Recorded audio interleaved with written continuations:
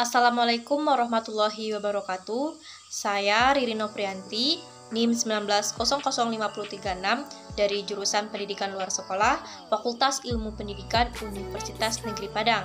Pada kesempatan kali ini, saya akan menjelaskan tentang teknik-teknik identifikasi, yang mana video ini saya buat untuk memenuhi tugas akhir saya pada mata kuliah Identifikasi Kebutuhan dan Sumber Belajar PLS dengan dosen pengampu Dr. Andus Setiawati MSI. Nah, baiklah, untuk melakukan identifikasi ada beberapa teknik yang bisa digunakan. Yang pertama adalah observasi.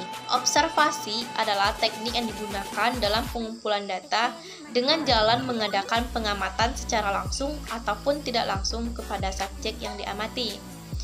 Dalam melakukan observasi, ada beberapa hal yang harus diperhatikan. Yang pertama, jenis data apa yang akan dicari. Yang kedua, sumber data dari mana. Yang ketiga, waktu dan tempat pelaksanaan. Yang keempat, sarana dan prasarana.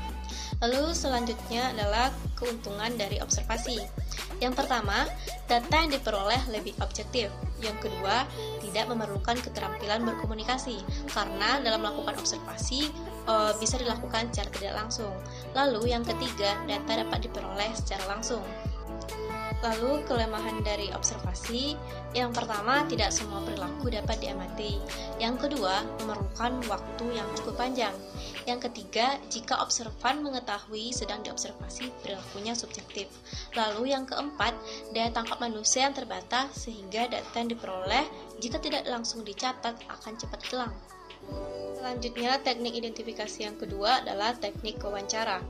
Wawancara adalah tanya jawab antara dua pihak, yaitu pewawancara dan narasumber, untuk memperoleh data, keterangan, atau pendapat tentang suatu hal.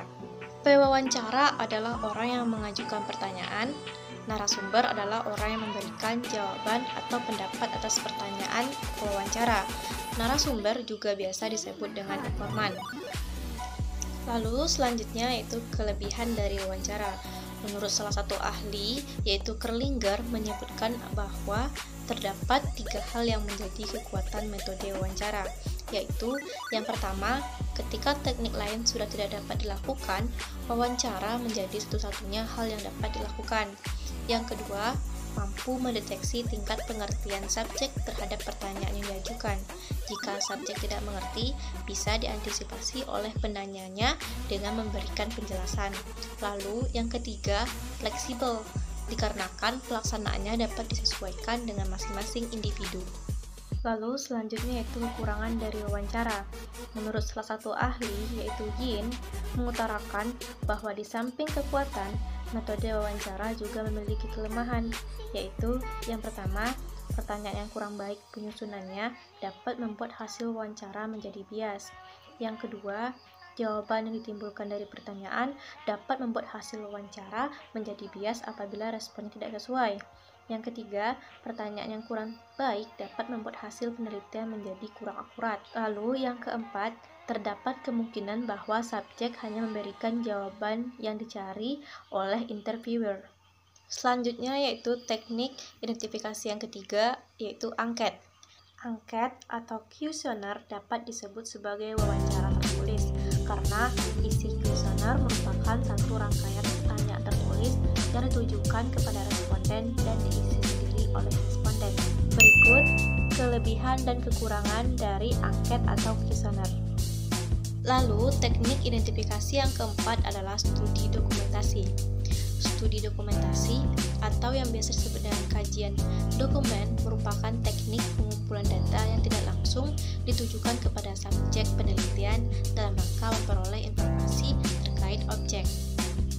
Berikut beberapa pengertian studi dokumentasi menurut para ahli.